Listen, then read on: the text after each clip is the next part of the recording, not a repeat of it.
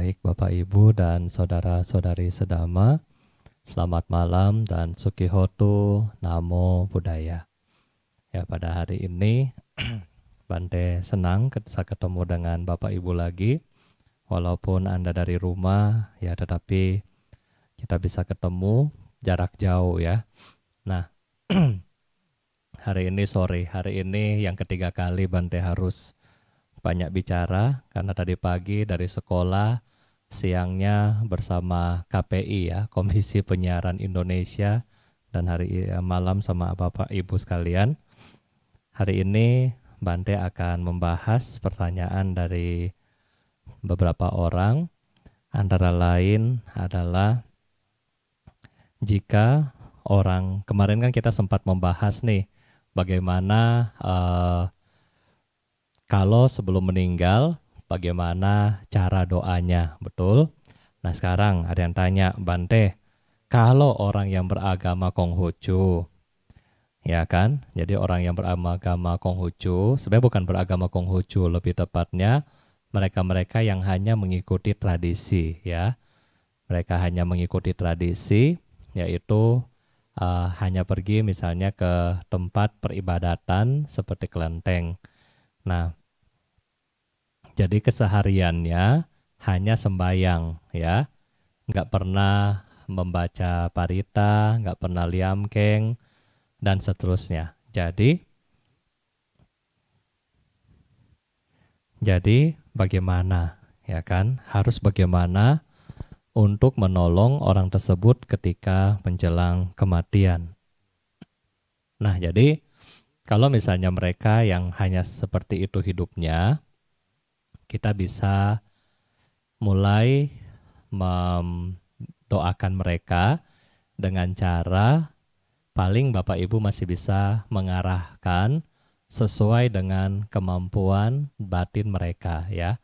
Misalnya, oh ya coba kungkung misalnya ya, mengingat kebaikan-kebaikan yang sudah diperbuat, atau ya kungkung ingat misalnya di kelenteng ada dewa apa, misalnya ingat Kuan Im, atau ingat apa begitu. Jadi pesan ke mereka seperti itu.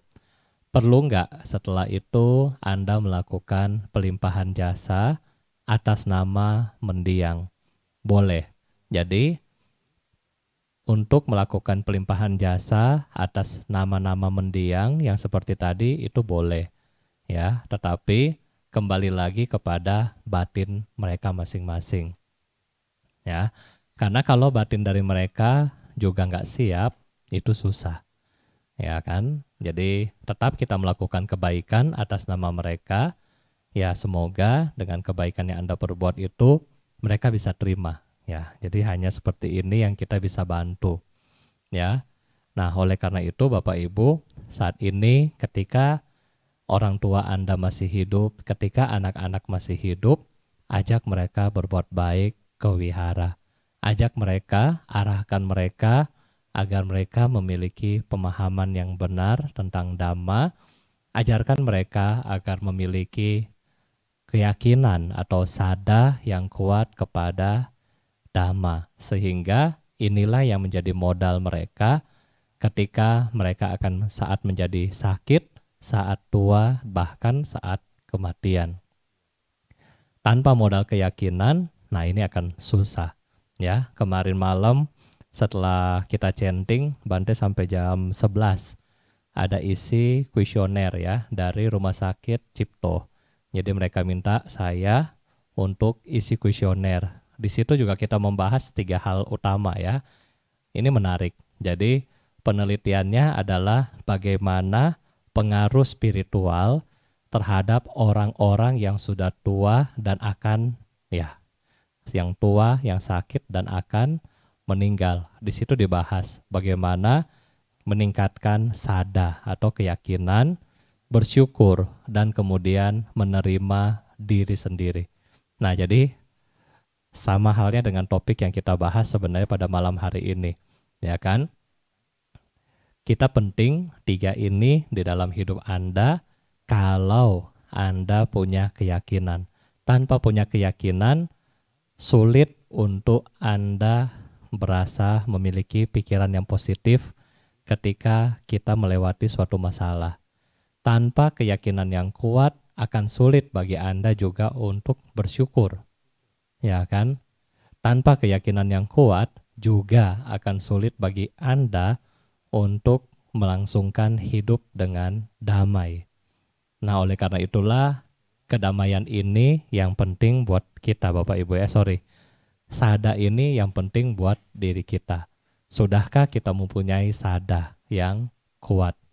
Nah, kalau sudah punya sada yang kuat, ya Anda sudah bisa dikatakan menjadi pribadi yang berbahagia. Untuk mengembangkan sada, kita kembali kepada topik ini, dibutuhkan adalah 3 hal Bapak Ibu ya. Ketika Anda suka membaca, Anda akan mendapatkan sada dari pengetahuan. Sada yang kedua dari pengetahuan ketika Anda suka mendengar, ya, seperti mendengar ceramah, kemudian Anda bertanya seperti ini, kemudian Anda juga evaluasi ya, mikir ulang, ehipasiko. Anda ehipasiko lagi, benar nggak tadi Bante bilang ya? Nah, kalau mungkin nggak benar, boleh ditanya lagi. Kalau Anda rasa sudah benar, Anda coba hasilnya bagaimana. Kalau hasilnya memang membuat Anda tambah bahagia, tambah happy, berarti disitulah keyakinan kita mulai bertambah kuat. Kenapa umat Buddha keyakinannya lebih sedikit dibandingkan dengan umat yang lain? Dalam hal misalnya pembacaan parita dan seterusnya. Kalau Bante pribadi analisa, ya kan, kalau Bante dulu dari Manado, kita di sana juga banyak umat dari agama yang lain ya. Nah, di sana kalau Bante analisa agama yang lain, mereka misalnya yang dari gereja, mereka itu setiap hari berdoa, pagi, malam, saat makan, ya makan 3 kali berdoa. Terus ada yang namanya saat teduh, di mana subuh-subuh mereka bangun, mereka baca firman ya, mereka baca kitab suci, kemudian mereka baca 1 ayat dan direnungkan ayat itu pada hari itu. Misalnya mereka membaca 1 ayat, kemudian ayat ini diingat, dihafal. Nah, dari situlah dibilang bahwa menumbuhkan keyakinan dari mempraktekkan. Sedangkan kebalikan dari kita ya, umat Buddha. Kalau mau minta seperti tadi, saya rasa dari yang sekarang lagi nonton sekitar 86 orang, ya mungkin nggak sampai 10 orang yang bisa melakukan seperti tadi. Ya, banyak yang Bante rasa ya sangat sulit seperti itu ya. Aduh Bante nggak sanggup. Padahal kalau seperti itu Anda melakukan ini rutin, ehipasiko, maka batin kita terbentuk dan Anda bisa memahami keyakinan terbentuk, lebih suka bersyukur, lebih sabar, dan hidup Anda lebih bahagia. Karena waktu Bante di Manado, tetangga Bante biasa-biasa aja, ya mereka biasa-biasa aja, tetapi mereka bahagia karena mereka cuma tahu satu, hari ini istilahnya Tuhan kasih saya ini, ya sudah saya bersyukur dengan apa yang menjadi berkat saya. Itu ya, itu kehebatannya. Jadi apapun yang dia dapatkan pada hari itu, mereka akan sangat-sangat bersyukur. Beda sama kita, sudah dapat omset 10 juta masih kurang. Ya, mereka enggak dapat apapun. Kalau dulu di belakang rumah Bante kan laut, pantai ya. Ini anak pantai dulu. Jadi kalau biasa saya pulang sekolah main di pantai juga.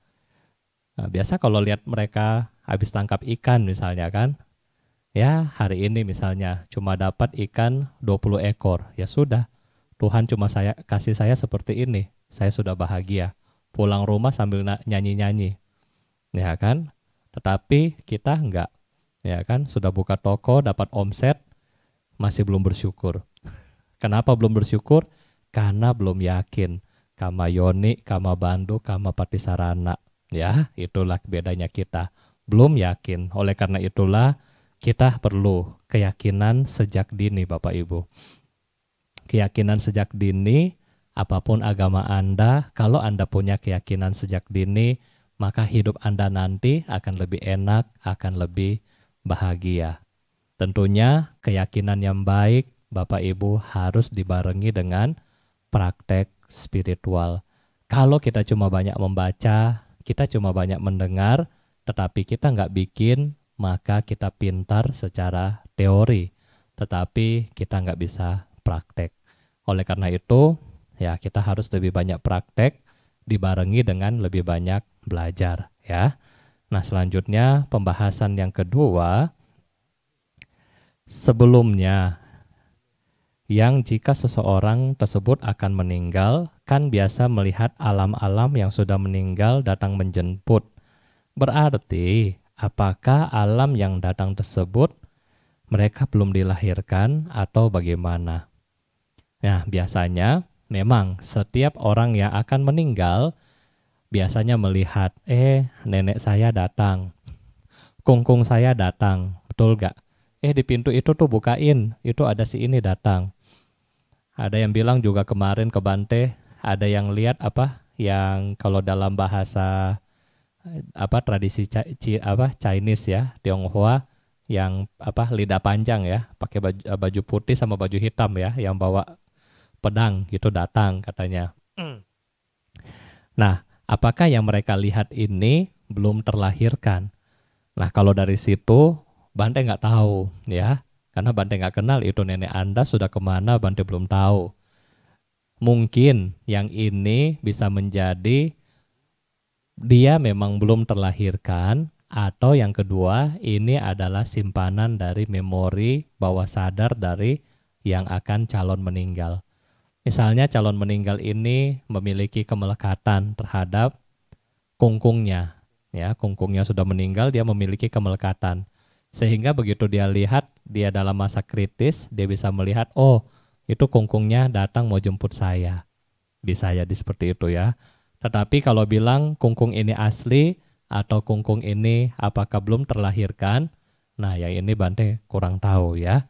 Apakah mereka sudah terlahirkan atau belum, atau masih menjadi alam peta, nah ini Bante nggak tahu ya. Terus kalau kita di bulan-bulan sekarang ini bermimpi alam datang, itu artinya apa ya? Dan pada saat baca etawata muncul bayangan almarhum yang sudah meninggal itu artinya apa? Baik kakek, nenek, saudara-saudara jauh yang juga semuanya sudah almarhum. Nah, jadi kalau bulan-bulan seperti ini, ya mungkin saja, mungkin Bapak Ibu bisa mimpi. Ketika Anda mimpi, ya keluarga-keluarga Anda datang dan seterusnya. Ya, kalau misalnya mimpi mereka pada datang, artinya apa? Artinya, Bante juga nggak tahu artinya apa ya, tetapi Bapak Ibu bisa identifikasi mereka kalau misalnya mereka datang dengan wajah yang bagus ya. Coba Anda ingat kembali ketika Anda mimpi, apakah leluhur Anda menggunakan wajah yang baik ya, wajahnya bagus, bajunya bagus, terus mereka senyum, nggak sedih, nggak marah, mukanya enak dilihat ya. Nah, kalau seperti itu berarti mereka lahir di alam-alam yang baik. Tetapi kalau mereka-mereka yang datang bajunya lusuh, misalnya kotor, kemudian badannya jelek, ya rambutnya kumal dan seterusnya. Nah mungkin mereka-mereka ini yang terlahir di alam-alam yang tidak baik. Jadi kita bisa identifikasi mereka dari sana ya Bapak Ibu. Anda bisa melihat dari dua ini. Anda lihat apakah dia sudah bagus apa enggak. Coba kita evaluasi lagi dari mimpi kita. Nah, ketika etawata muncul bayangan rata-rata almarhum yang sudah meninggal. Nah, ini sangat baik Bapak Ibu ya. Jadi ketika kita membacakan mulai dari pelimpahan jasa ya, yang Bante selalu ajarkan kepada Anda, mulai dari tuang air sampai etawata ketika Anda membacakan nama mereka, ya kalau bisa sambil Anda membayangkan. Ya, jadi sudah benar, Anda bisa membayangkan wajah mereka. Kalau nggak ingat, mungkin masih ingat fotonya ya. Bante sendiri saat pelimpahan jasa, Bante juga ingat kungkung saya mukanya bagaimana, ya kan? Popo saya mukanya bagaimana. Itu juga Bante pribadi ketika Bante mulai baca doa ya yang sama, misalnya ya tawariwaha. Nah, Bante juga bacakan apa sambil visualisasi wajah-wajah mereka. Itu nggak masalah kalau Anda membayangkan mereka, sehingga ketika Anda melakukan seperti itu, Anda lebih fokus terhadap pelimpahan jasa kepada mereka. Itu boleh ya, Mbak. Jadi kalau misalnya pelimpahan jasa itu boleh. Kecuali di sini yang nggak boleh ketika Bapak Ibu sedang bermeditasi. Ya, ketika Anda sedang bermeditasi, yang hari Rabu sama hari Jumat, sesi orang-orang yang Anda cintai. Nah, ketika dalam sesi meditasi itu hanya untuk orang yang hidup. Ya, apakah musuh maupun orang yang kita cintai. Tetapi pada saat kita pelimpahan jasa, dari mulai tuang air atau membacakan etawata, boleh Anda membayangkan bayangan-bayangan almarhum, almarhumah sambil membacakan nama mereka, itu boleh ya. Dan Bante pernah baca satu buku, kalau nggak salah tulisan dari salah satu Bante di Sri Lanka, terkait dengan orang yang mau meninggal. Jadi ada satu umat yang sedang sekarat ya, sedang sekarat di rumah, kemudian meminta para biku untuk melakukan pelimpahan jasa untuk mendoakan beliau saat mengiringi beliau akan meninggal. Jadi saya pernah baca buku ini, Bante lupa judulnya, tetapi di buku ini si Bante Sri Lanka ini tulis bahwa ketika si bapak ini sedang melihat penampakan, ya, misalnya dia lihat penampakan, ini yang dia lihat adalah hal-hal yang jelek, misalnya hantu atau apa begitu ya. Maka si Bante yang lagi mendampingi, Bantenya tanya, Pak, kamu lagi lihat apa sekarang? Nah, bapaknya bilang, oh, saya lagi lihat ini misalnya kan, kepala yang lagi terbang, atau tangan yang lagi jalan, ya kan? Terus si Bantenya akan ngomong kepada yang sakit ya, oke, kalau gitu tutup mata Anda, kemudian ikuti saya baca parita. Ya, jadi Bantenya temenin baca parita. Terus waktunya makan, Bantenya kembali ke wihara. Kemudian habis makan, Bante ini kembali lagi ke rumah yang sakit. Bantenya tanya kembali, sekarang Bapak lihat apa? Saya lihat banyak hewan ya. Nah, jadi si Bante bilang, kalau misalnya si Bapak ini meninggal di saat itu, maka akan lahir di alam hewan. Kalau yang pertama tadi adalah alam peta. Makanya Bantenya doakan lagi ya, maksudnya ajak baca parita bareng-bareng. Kemudian Bapak ini tenang, istirahat, tidur. Nah, Bante ini kembali ke wihara. Setelah Bapak ini jam berapa kemudian ya, dia sadar kembali, dia teriak. Jadi dia teriak, oh ada api, ada apa segala macam ya. Kemudian orang rumahnya telepon lagi ke wihara. Nah, para Bante kemudian kembali datang dan mengajak Bapak ini baca kembali parita sampai dia jadi tenang. Terus para biku itu kembali ke wihara. Nah, jam-jam momen terakhir adalah di mana Bapak ini melihat kuda putih, semua yang datang menggunakan jubah yang bagus, ya, yang berwarna putih, berkilau dan seterusnya. Kemudian Bantenya tanya, Bapak lihat apa? Saya lihat ada ini, ada istana, ada segala macam. Terus si Bantenya di situ dibilang, oh ya udah, Bapak ikut itu aja. Ya, jadi sudah saatnya Bapak berangkat. Nah, itu di satu cerita. Katanya, kata dari buku yang Bante baca ini adalah karena kenapa? Disitulah adalah momentum di mana ketika kita meninggal di jam-jam tersebut, di saat dia melihat apa, kemudian dia meninggal, maka kecenderungan akan lahir di alam yang sama. Ya, akan lahir di alam yang sama. Nah, jadi ini adalah salah satu buku yang pernah Bante baca, itu dari buku Sri Lanka ya, dari Bante Sri Lanka yang tulis. Nanti kalau Bante sudah ingat bukunya, nanti Bante kasih tahu Anda, biar Anda bisa baca. Dan Anda bisa program ya, kira-kira mau lihat apa. Ya, kira-kira mau lihat apa. Kalau Anda yang sering main PUBG, nanti Anda lihat yang datang itu, nah, sniper-sniper gitu yang datang ya. Ketika Anda suka main PUBG. Ketika Anda suka main ML, nanti yang datang ya karakter-karakter itu juga. Makanya dari sekarang simpan memori-memori yang baik. Lihat Buddha, ya kan? Ingat Buddha. Kalau nggak ingat Buddha susah, lihat Kuan Im, lihat gambar-gambar yang bagus, yang indah-indah, sehingga memori yang ada dalam batin kita itu bagus. Ya. Nah, terakhir ada pertanyaan di mana ini pertanyaan dari Ibu Lim ya, di mana mengambil waktu dalam satu hari, satu malam, misalnya tidur. Jadi dalam Ibu Lim ini mau meditasi ceritanya ya. Jadi tidur hanya 1 jam, kemudian mau meditasi ya, meditasi 2 jam, kemudian kembali berbaring. Nah, kemudian sambung kembali ya, sambung kembali meditasi, berbaring dan terus. Nah, sekarang pertanyaannya adalah boleh nggak? Maksudnya kalau kita melakukan seperti tadi, mau meditasi, kemudian istirahat berbaring, nanti meditasi lagi, kemudian ada waktu baca parita, ya seperti tadi. Nah, kalau misalnya Ibu mau melakukan seperti ini boleh ya.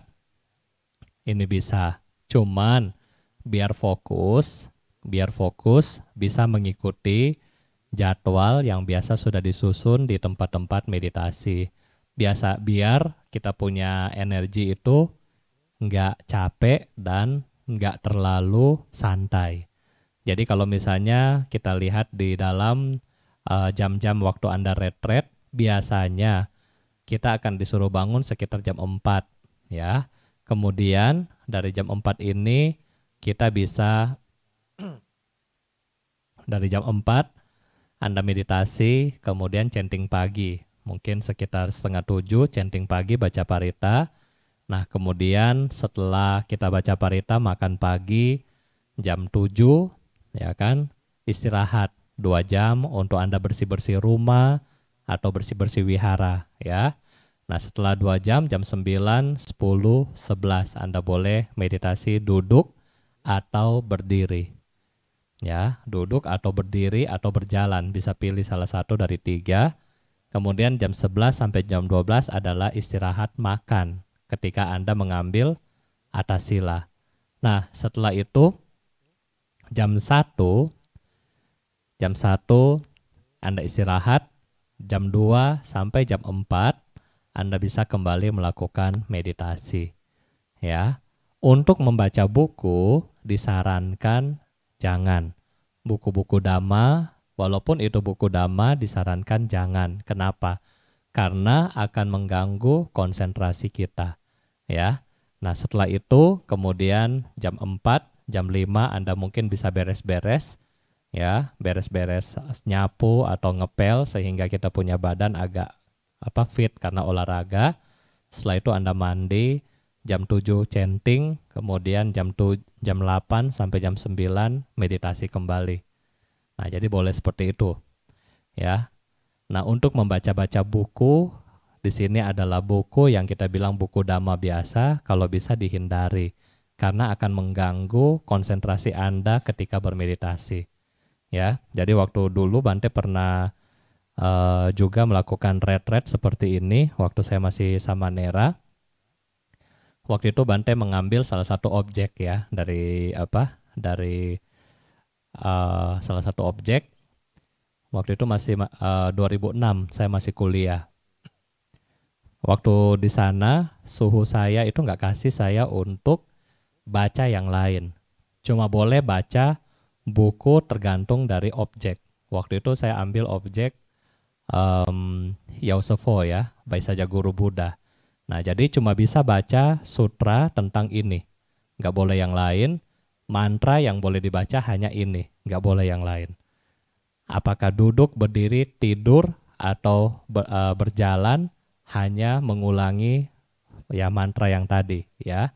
Waktu itu Bante di Mahayana waktu belajarnya. Nggak boleh ngomong sama orang, nggak boleh nonton televisi, apalagi nggak boleh apa ya, nggak boleh nonton, nggak boleh itu. Dan waktu itu Bante tinggal di satu ruko ya. Jadi itu Bante tinggal di lantai 4 waktu itu, waktu jadi samanera. Jadi cuma ada di lantai 4, duduk, berjalan, berdiri, berbaring hanya di situ. Nggak boleh kemana-mana.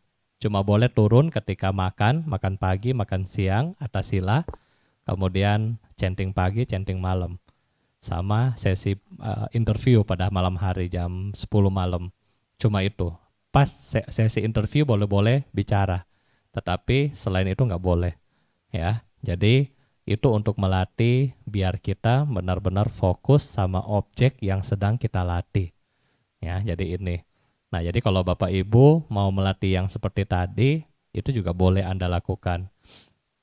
Teknik-teknik di wihara-wihara seperti Yasati atau Bante Gunasiri, Ayak Santini yang mungkin di mana di Sayalai di Pankara. Nah, mereka ada teknik seperti ini. Jadi memang Bapak Ibu hanya mengikuti sesi dan tidak boleh baca buku yang lain. Ya, baca paritanya pun kalau nggak salah sangat-sangat singkat, nggak panjang. Ya, jadi buat apa? Buat biar kita menjadi benar-benar fokus sama apa yang sedang kita lakukan, ya. Apa yang sedang kita lakukan. Ini ada pertanyaan dari Pak Henry ya. Bante mau tanya beda awero. Bante nggak kebaca karena ini sangat jauh. Awero dengan moha, kebencian. Terima kasih. Mungkin bukan awero ya, tetapi awija ya. Mungkin lebih ke awija ya. Jadi kalau awija, karena awero Bante nggak tahu. Maksudnya awero mungkin bukan ke bukan ke perbedaan jadinya ya. Tetapi kalau awija, awija adalah dasar.